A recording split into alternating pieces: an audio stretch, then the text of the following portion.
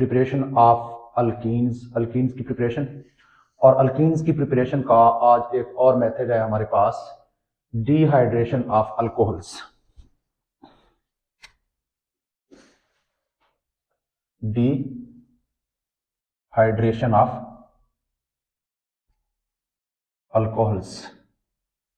Alcohols की dehydration करके हम अल्कीन्स बना सकते हैं। डिहाइड्रेशन, डी का मतलब है रिमूवल, हाइड्रेशन मींस हाइड्रा से निकला हुआ है वाटर, तो रिमूवल ऑफ वाटर। डिहाइड्रेशन का मतलब हो गया रिमूवल ऑफ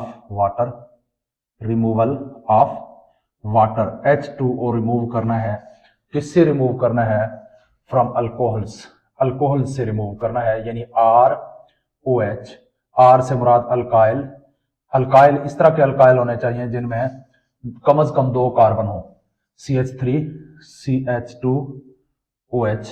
ये हमारे पास अल्काइल और ये अल्कोहलिक ग्रुप, तो ये हमारे पास आ गया एक अल्कोहल, इथाइल अल्कोहल। अब इसकी हम क्या करेंगे? डिहाइड्रेशन, इसमें से वाटर रिमूव करेंगे।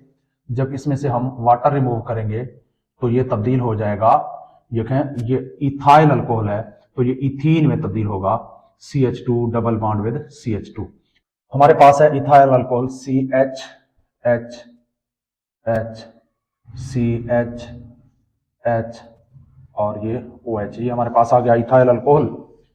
अब इसकी करनी है डिहाइड्रेशन करने के लिए हमें कोई डिहाइड्रेटिंग एजेंट चाहिए होगा। ये हमारे पास कंसंट्रेटेड सल्फ्यूरिक एसिड भी हो सकता है, हमारे पास कोई और भी हो सकता है जैसे एल्यूमिना Al2O3, इसके वेपर फेज में हो सकता है ये। इसके अलावा P4O10, P2O5 फास्फोरस पेंटाऑक्साइड। इसके अलावा हमारे पास दूसरे डिहाइड्रेटिंग एजेंट्स हैं, ड्राई HCl। यहाँ पे मैं लिख रहा हूँ कंसंट्रेटेड सल्फ्यूरिक एसिड, तो कोई फर्क इससे नहीं पड़ेगा। आप जो भी डिहाइड्रेटिंग एजेंट यहाँ पे लिखेंगे, इससे हम अल्कोहल को अल्कीन में चेंज कर सकते हैं। अच्छा जी, अब होगा क्या? यहां से OH निकलेगा इस कार्बन से, ये हमारे पास जिस कार्बन के साथ हमारा फंक्शनल ग्रुप अटैच हो उसको हम कहेंगे अल्फा कार्बन, और इसी के साथ जो दूसरा कार्बन अटैच होता है, अल्फा कार्बन के साथ जो दूसरा कार्बन अटैच होता है, इसे हम कहेंगे बीटा कार्बन। अब ये हमारे पास बीटा कार्बन है, तो यहां से निकलेगा OH अल्फा कार्बन से हाइड्रोक्साइड, जबकि बीटा कार्बन से निकलेगा हाइड्रोजन। तो हम यहां से अगर हाइड्रोजन निकाल लें, हमारे पास निकल जाएगा वाटर का मॉलिक्यूल H2O, OH और H मिलकर H2O बनाएंगे। बाकी क्या बचता है? H single bond C, H single bond C और ये H और ये H। अब यहाँ पे कार्बन की वैलेंसी इनकम्प्लीट है, तो ये इसकी हम यहाँ पे डबल बॉन्ड लगा के वैलेंसी को कंप्लीट करते हैं, दोनों कार्बन की वैलेंसी इससे कंप्लीट हो जाती है। इस तरह से हम अल्कीन बना लेंगे। ये जो रिएक्शन है, इस रिएक्शन पे हम गौर करें तो ये एक इलिमिनेशन रिएक्शन है, एलिमिनेशन रिएक्शन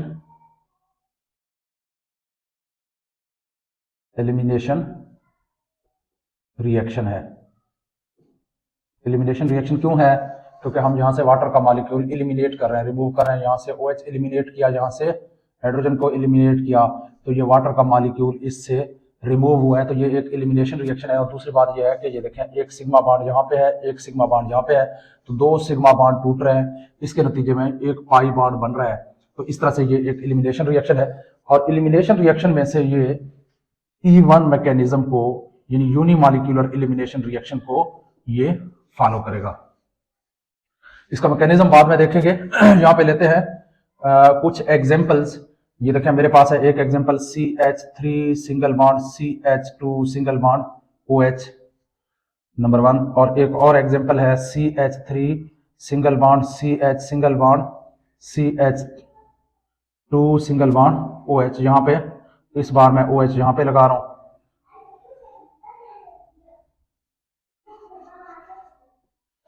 अच्छा जी, तो ये CH3 और इस बार मेरे पास है CH3 single bond CH single bond with CH single bond CH3 single bond OH। अगर देखें तो ये मेरे पास है एक 1 डिग्री अल्कोहल, क्योंकि इसमें ये जो कार्बन है, जिस कार्बन के साथ OH अटैच है वो कार्बन फर्दर एक कार्बन के साथ अटैच है, इसलिए ये एक 1 डिग्री अल्कोहल है। अगर इसको हम देखें तो ये एक 2 डिग्री अल्कोहल है। क्यों? क्योंकि यहाँ पे जो OH ग्रुप है, जो हाइड्रोक्साइड ग्रुप है, ये जिस कार्बन के साथ अटैच है, इस कार्बन के साथ अटैच है, तो ये कार्बन फर्दर 2 कार्बन के साथ अटैच है, इसलिए इसको हम 2 डिग्री अल्कोहल कहेंगे। और अगर यहाँ पे देखें तो ये मेरे पास है 3 डिग्री अल्कोहल, क्योंकि जो OH ग्रुप है हमारा, ये एक ऐसे कार्बन के साथ अटैच है कि वो कार्बन फर्दर 3 कार्बन के साथ अटैच है, ये कार्बन और ये कार्बन। अच्छा जी, अब देखा जाए इसको, अगर मैं कंसंट्रेटेड सल्फ्यूरिक एसिड ऐड करूं H2SO4, मुझे 75% H2SO4 इसमें यूज करना पड़ेगा और 140 टू 170 डिग्री सेंटीग्रेड टेम्परेचर देना पड़ेगा इसको अल्कीन में चेंज करने के लिए। और अगर यहां सेकेंडरी अल्केन की बात हो तो यहां पे तकरीबन 60% कंसंट्रेटेड H2SO4 की जरूरत पड़ेगी, H2SO4, और तकरीबन 100 डिग्री सेंटीग्रेड टेम्परेचर चाहिए होगी। और अगर इसको मैं देखूं तो यहां पे मुझे 20% कंसंट्रेटेड H2SO4 और टेम्परेचर जो है वो 80 डिग्री सेंटीग्रेड रखना पड़ेगा। इससे ये जाहिर हो रहा है कि प्राइमरी अल्कोहल्स को अल्केन में कन्वर्ट करना मुश्किल है, जबकि सेकेंडरी अल्कोहल्स को अल्कीन में तब्दील करना प्राइमरी अल्कोहल को अल्कीन में तब्दील करने की निस्बत इजी है। और इसी तरह से अगर हम टर्शरी अल्कोहल ले लें या 3 डिग्री अल्कोहल ले लें, तो ये जो 3 डिग्री अल्कोहल है इसको अल्कीन में कन्वर्ट करना इन सबसे आसान है। तो इसका मतलब है ईज ऑफ डिहाइड्रेशन जो है, ईज ऑफ डिहाइड्रेशन इस तरह से है कि सबसे ज्यादा टर्शरी अल्कोहल्स को अल्कीन में कन्वर्ट करना आसान है, फिर सेकेंडरी अल्कोहल्स को, फिर प्राइमरी अल्कोहल्स को अल्कीन में कन्वर्ट करना आसान है। अच्छा जी, अब इनको अल्कीन में कन्वर्ट करेंगे। ये हमारे पास आ गया OH और यहां हमारे पास ये अल्फा कार्बन है, ये बीटा कार्बन है, यहां से हाइड्रोजन निकलेगा, यहां से OH निकलेगा, मिलकर क्या बनाएंगे H2O प्लस हमारे पास क्या रह जाएगा, ये CH2 और ये CH2 सिंगल बॉन्ड CH2। अब देखें तो यहाँ पे कार्बन की वैलेंसी इनकम्प्लीट है, तो यहाँ पे डबल बॉन्ड लगाएंगे तो कार्बन की वैलेंसी कंप्लीट हो जाएगी, तो हमारे पास अल्कीन बन जाएगा। इसी तरह से अगर यहां से हम देखें तो ये हमारा अल्फा कार्बन है, ये बीटा कार्बन है और ये बीटा कार्बन है, यहां से OH निकलेगा अल्फा कार्बन से। इन बीटा कार्बन की पोजीशन चूंकि अल्फा कार्बन से सेम है, इसलिए यहां पे हम जहां से भी हाइड्रोजन निकालें एक ही बात है। तो अगर हम यहां से हाइड्रोजन निकालें, हमारे पास बनेगा CH2 double bond with CH2 double bond with CH single bond with CH3 propene बन गया, प्लस यहां से OH और यहां से हाइड्रोजन निकलकर वाटर बनाएंगे H2O। इसी तरह से अगर यहां मैं देखूं तो ये मेरे पास है अल्फा कार्बन, ये बीटा कार्बन, ये बीटा कार्बन और ये बीटा कार्बन, यहां भी तीनों की पोजीशन सेम है, इस कार्बन से सेम डिस्टेंस के ऊपर है, तो इसलिए यहां भी जहां से हम निकालें कोई इससे फर्क नहीं पड़ेगा। तो OH यहां से और हाइड्रोजन इस बार में ये CH3 है, इस बार मैं हाइड्रोजन यहां से निकालूंगा तो हमारे पास क्या बनेगा CH3 single bond with CH3 और यहां पे अब डबल बॉन्ड आएगा, double bond with CH2 plus ये OH और यहां से एक हाइड्रोजन निकल के क्या बनाएगा H2O। अब इस रिएक्शन का हमने मैकेनिज्म देखना है कि H CH2 ये OH प्लस यहां पे कंसंट्रेटेड सल्फ्यूरिक एसिड और 140 टू 170 डिग्री सेंटीग्रेड टेम्परेचर, तो यहां से OH निकलेगा, यहां से H निकलेगा, क्या बनाएंगे H2O प्लस हमारे पास क्या रह जाएगी CH2 double bond with CH2 double bond with CH2। अब इसका देखना है मैकेनिज्म। ये एक एलिमिनेशन रिएक्शन है, एलिमिनेशन रिएक्शन, और एलिमिनेशन रिएक्शन की दो किस्में हैं। एक यूनिमॉलिक्यूलर एलिमिनेशन, एक बाई मॉलिक्यूलर एलिमिनेशन। तो ये एक है यूनिमॉलिक्यूलर एलिमिनेशन रिएक्शन है, एलिमिनेशन रिएक्शन है। अब यूनिमॉलिक्यूलर एलिमिनेशन रिएक्शन में क्या होता है कि हमारा जो RDS है, रेट डिटरमाइनिंग स्टेप है, उसमें एक ही मॉलिक्यूल हिस्सा लेगा। अब स्टार्ट करते हैं। CH H H CH H और OH प्लस यहां H2SO4। अगर हम H2SO4 को देखें, H2SO4 कंसंट्रेटेड H2SO4 है। H2SO4 एक स्ट्रॉन्ग एसिड है और ये अपना हाइड्रोजन देगा, आयनाइज हो गया कुछ इस तरह से H प्लस HSO4 माइनस, एक हाइड्रोजन फिलहाल देगा क्योंकि इसको एक हाइड्रोजन जरूरत है। अब ये हाइड्रोजन यहां आके यहाँ पे लोन पेयर ऑफ इलेक्ट्रॉन मौजूद है, ये प्रोटॉन है, ये लोन पेयर ऑफ इलेक्ट्रॉन के ऊपर अटैक करेगा और हमारे पास क्या बनेगा, CH3 single bond with CH2 single bond with OH2 plus charge. अब ये हाइड्रोजन आके इसके साथ अटैच हुआ है, इसलिए ये OH2 बन गया और ये एक इंतहाई वीक बॉन्ड है। प्लस हमारे पास क्या बन चुका है, प्लस HSO4 माइनस, ये एक वीक बेस है क्योंकि सल्फ्यूरिक एसिड एक स्ट्रॉन्ग एसिड है और ये सल्फ्यूरिक एसिड का कॉन्जुगेट बेस है। स्ट्रॉन्ग एसिड का कॉन्जुगेट बेस हमेशा वीक बेस होता है, वीक बेस है ये एक। अच्छा जी, अब नेक्स्ट क्या होना है, ये एक कमजोर बॉन्ड है, ये बॉन्ड यहां से टूटेगा, इलेक्ट्रॉनों को यहां से लेकर H2O निकल जाएगा तो वाटर की रिमूवल हो जाएगी, डिहाइड्रेशन होगा। तो हमारे पास क्या बन गया, माइनस H2O वाटर का मॉलिक्यूल निकल गया, plus CH H H C H H और यहां पे क्योंकि ये इलेक्ट्रॉन लेकर यहां से निकल गया है इसलिए यहां पे आ गया पॉजिटिव चार्ज और ये हमारा रिएक्शन इंटरमीडिएट है जो कि एक कार्बोकेटाइन है। अच्छा जी, अब जब कार्बोकेटाइन पैदा होगी तो यहाँ पे रीअरेंजमेंट भी पॉसिबल होगा, स्टेबिलिटी गेन करने के लिए रीअरेंजमेंट यहाँ पे पॉसिबल है। अब यहाँ इस रिएक्शन में कोई रीअरेंजमेंट नहीं होने वाला, जब इस तरह के कंपाउंड आएंगे जहां रीअरेंजमेंट पॉसिबल हो तो वहां रीअरेंजमेंट होगी, तो ये हम आगे जाके देखेंगे। अब नेक्स्ट क्या होना है, अब यहां से ये जो बेस निकला है HSO4 माइनस, इसको अब एक प्रोटॉन चाहिए HSO4 माइनस, ये आके यहाँ पे किसी हाइड्रोजन के ऊपर अटैक करेगा इनमें से। ये जो हाइड्रोजन है, बेस हमेशा हाइड्रोजन के ऊपर अटैक करता है, तो फर्ज करते हैं ये यहाँ पे आके एक प्रोटॉन के ऊपर अटैक करेगा यहां से यूं, और इस प्रोटॉन को यहां से निकाल के किस चीज में तब्दील हो जाएगा, H2SO4 में।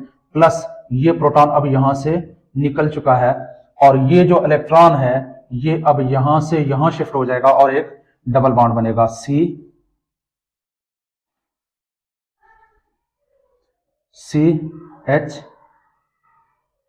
H double bond with CH, ये हमारे पास आ गया इथीन और ये प्लस चार्ज अब खत्म। तो इस तरह से हमारे पास इस रिएक्शन का मैकेनिज्म आता है। तो ये हमारे पास एक कार्बोकेटाइन बन चुका है, कार्बोकेटाइन। अब जब कार्बोकेटाइन बनेगी तो वहां पे स्टेबिलिटी के लिए रीअरेंजमेंट पॉसिबल है, रीअरेंजमेंट पॉसिबल है।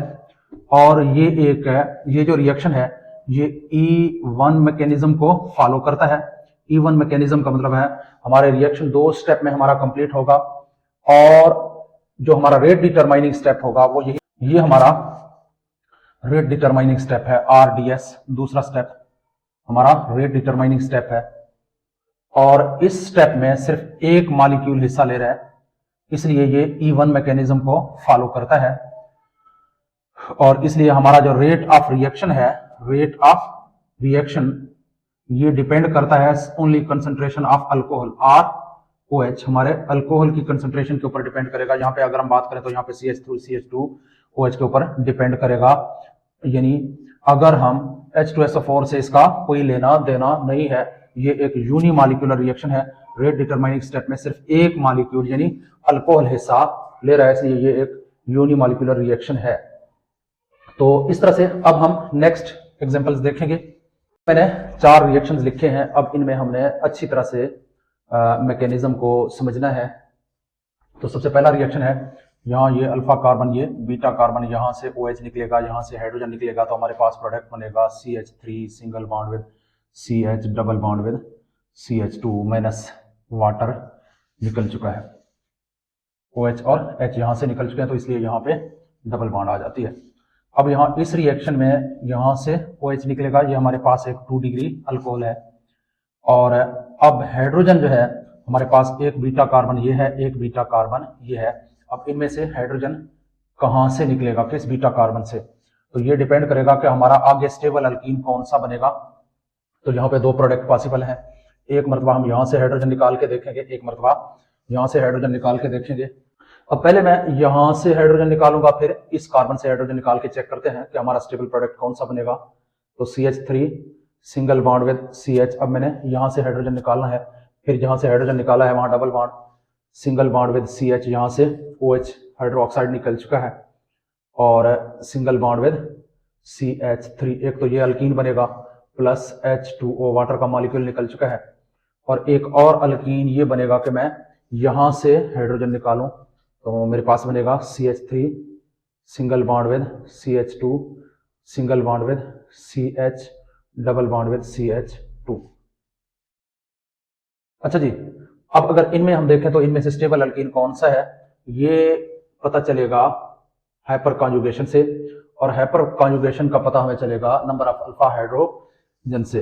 तो ये पता चलेगा हाइपर कॉन्जुगेशन से, और हाइपर कॉन्जुगेशन से का हम अंदाजा किस चीज से लगाएंगे, नंबर ऑफ अल्फा हाइड्रोजन से। तो ये देखें, ये जो डबल बॉन्ड ये जो है, ये जो डबल बॉन्डेड कार्बन है, ये हमारा फंक्शनल ग्रुप है अल्कीन का।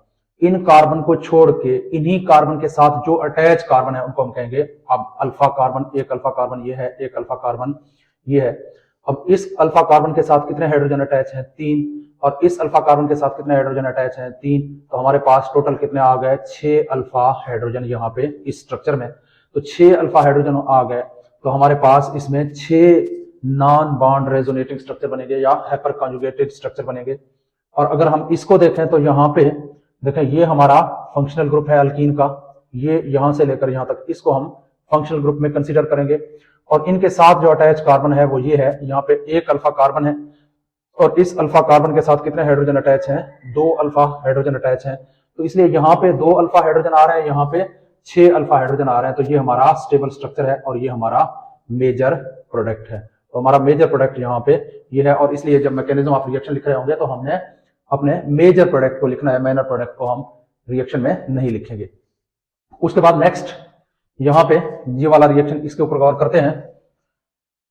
अब यहाँ पे ये हमारा OH ग्रुप है, यहाँ से OH निकलेगा, ये अल्फा कार्बन, ये हमारे पास बीटा कार्बन। तो बनेगा क्या, अगर हम यहाँ से OH निकालें, यहाँ से H निकालें, तो हमारे पास बनेगा CH3 single bond with CH single bond with CH3 और सिंगल बॉन्ड विद CH।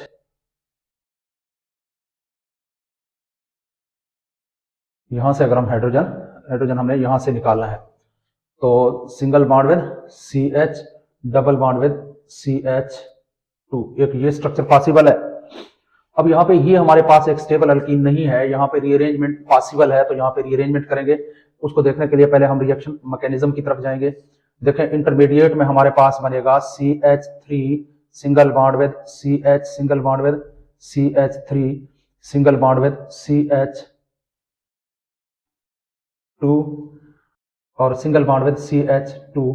यहाँ पे प्लस चार्ज, क्योंकि OH ग्रुप यहाँ से निकल जाएगा। यहाँ पे जब प्लस चार्ज आ जाएगा तो ये स्टेबल नहीं है। स्टेबिलिटी के लिए ये क्या करेगा, अब यहाँ पे कार्बोकेटायन में रीअरेंजमेंट होगी, एक हाइड्राइड शिफ्ट होगा, हाइड्राइड यहां से शिफ्ट होकर यहाँ पे स्टेबिलिटी के लिए plus H minus hydride ion यहां से शिफ्ट होकर एक हाइड्राइड शिफ्ट, इसको हम कहेंगे हाइड्राइड शिफ्ट। हमारा हाइड्राइड यहां से शिफ्ट होकर यहां पे आएगा, और हमारे पास ये स्ट्रक्चर बनेगा CH3 single bond with CH CH3 और CH single bond with CH3। अब यहां पे प्लस चार्ज आ चुकी है, क्योंकि हमारा हाइड्राइड यहां से शिफ्ट होकर यहां पे आया हुआ है। अब यहां से निकलेगा हाइड्रोजन, बेस आके हाइड्रोजन निकालेगा अपना HSO4 माइनस, यहां से हाइड्रोजन निकालेगा और H2SO4 में कन्वर्ट हो जाएगा, और हमारे पास जब ये हाइड्रोजन निकल जाएगा तो आ जाएगा CH3 single bond with C, और यहां से जब हाइड्रोजन निकलेगा इलेक्ट्रॉन देकर जाएगा तो यहाँ पे अब आएगा ये CH3, और यहाँ पे अब double bond with CH single bond with CH3, और यूं हमारा ये अल्केन हमारा मेजर प्रोडक्ट बनेगा, मेजर प्रोडक्ट, क्योंकि यहाँ हाइड्राइड शिफ्ट पॉसिबल है, रीअरेंजमेंट होगी, ये एक यूनिमॉलिक्यूलर रिएक्शन है जिनके अंदर है रीअरेंजमेंट का प्रोसेस होना है। अब इस रिएक्शन के ऊपर गौर करते हैं। अब यहां से निकलेगा OH, यहां अल्फा कार्बन से OH निकलेगा तो हमारे पास बनेगा CH3 single bond with C,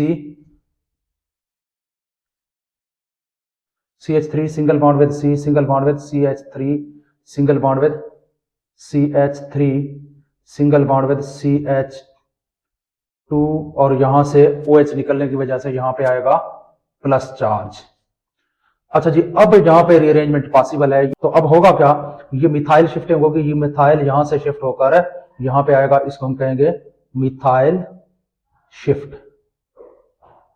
अब मिथाइल यहां से यहां शिफ्ट होकर आए पहुंच जाएगा, और हमारे पास बनेगा CH3 single bond with C, single bond with CH3 single bond with CH2 single bond with CH3, ये मिथाइल शिफ्टिंग हो चुकी है। अब यहाँ पे प्लस चार्ज। अच्छा जी, अब ये कार्बोकेटाइन हमारा स्टेबल है, अब हमारा बेस अटैक करेगा HSO4 माइनस, और यहां से हाइड्रोजन निकाल के क्या बन जाएगा, प्रोटॉन निकाल के H2SO4 में कन्वर्ट हो जाएगा, H2SO4, और यहां से जब हाइड्रोजन निकालेगा तो यहाँ पे डबल बॉन्ड आएगा, और हमारे पास बनेगा CH3 single bond with C, single bond with CH3 और डबल बॉन्ड विद CH। अब क्योंकि यहां से हाइड्रोजन निकाल चुके हैं, सिंगल बॉन्ड विद CH3, ये हमारा मेजर प्रोडक्ट बनेगा, मेजर प्रोडक्ट, क्योंकि ये ज्यादा स्टेबल अल्कीन है। अच्छा जी, अब कुछ और रिएक्शन, हमें अल्कोहल दिए हुए हैं, इनकी डिहाइड्रेशन करनी है, और किसका रेट ऑफ रिएक्शन हाई होगा, कौन जल्दी अल्कीन में चेंज हो जाएगा। अब देखें तो हमारा रेट ऑफ रिएक्शन कुछ यूं होगा, सबसे पहले हमारा रेट ऑफ रिएक्शन B का हाई होगा, उसके बाद फिर A, और उसके बाद फिर C, और उसके बाद फिर लास्ट में D। अब बताता हूं किस लिए। देखें यहां पे अगर ये OH ग्रुप निकलेगा यहाँ पे प्लस चार्ज, ये कार्बोकेटाइन बनेगा, यहां से ये OH निकलेगा यहाँ पे प्लस चार्ज, ये कार्बोकेटाइन, और यहां से OH निकलेगा यहाँ पे प्लस चार्ज, ये हमारा कार्बोकेटाइन बनेगा, और यहां से OH निकलेगा यहाँ पे प्लस चार्ज, ये हमारा कार्बोकेटाइन बनेगा। तो अब देखना यह है कि किस में ज्यादा स्टेबल कार्बोकेटाइन बनेगा। अब सबसे ज्यादा स्टेबल कार्बोकेटाइन यहाँ पे बनेगा, क्योंकि ये 3 डिग्री अल्कोहल है, और 3 डिग्री अल्कोहल में दो चीजें हैं, एक तो यहाँ पे पॉजिटिव इंडक्टिव इफेक्ट है, 3 साइड से इलेक्ट्रॉन डोनेटिंग ग्रुप है, इस प्लस चार्ज को इलेक्ट्रॉन डोनेट करेंगे, जब केटाइन को इलेक्ट्रॉन डोनेट किए जाते हैं तो स्ट्रक्चर ज्यादा स्टेबल हो जाता है, यानी एक तो प्लस इंडक्टिव इफेक्ट की वजह से ये ज्यादा स्टेबल है।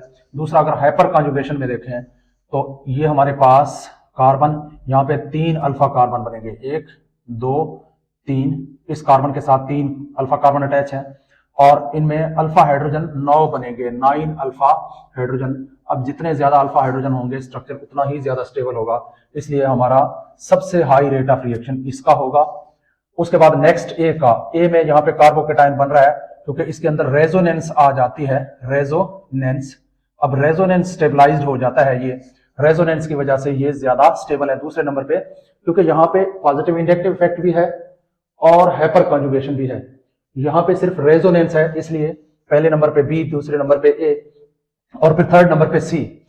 ये देखें, ये कार्बोकेटाइन है, यहाँ पे रेजोनेंस होगी, ये डबल बॉन्ड यहाँ से यहाँ शिफ्ट होके इस इफेक्ट को थोड़ा सा कम करने की कोशिश करेगा, और इसके अलावा यहाँ पे पॉजिटिव इंडक्टिव इफेक्ट भी है, ये अपने इलेक्ट्रॉनों को इस तरफ पुश करेगा पॉजिटिव चार्ज की तरफ, तो ये ज्यादा स्टेबलाइज्ड स्ट्रक्चर बन जाएगा।